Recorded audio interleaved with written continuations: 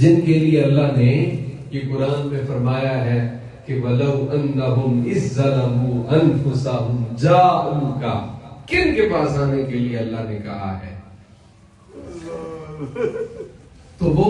روتا ہوا پوچھتا پھرتا،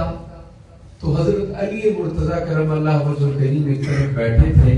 آپ کی خدمت میں حاضر ہوا اور کہنے لگا کہ کیا وہ آپ ہیں، کیا وہ آپ ہیں جن کے لیے اللہ تعالیٰ نے بھیجا ہے کہ محبوب مکرم علیہ السلام کے پاس آؤ؟ تو حضرت علی مرتضیٰ فرمانے لگے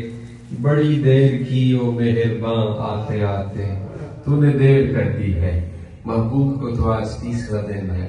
محبوب تو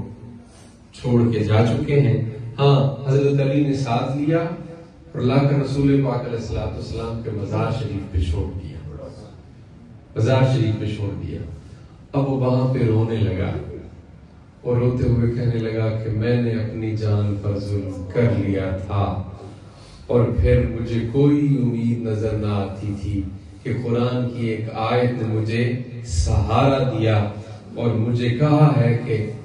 اللہ کہتا ہے کہ جب اپنی جان پہ ظلم کرو تو محبوب کے پاس آؤ، تو میں آ گیا ہوں، تو اب میرا کیا بنے گا، اس میں میرا کیا قصور ہے کہ آپ میرے آنے سے پہلے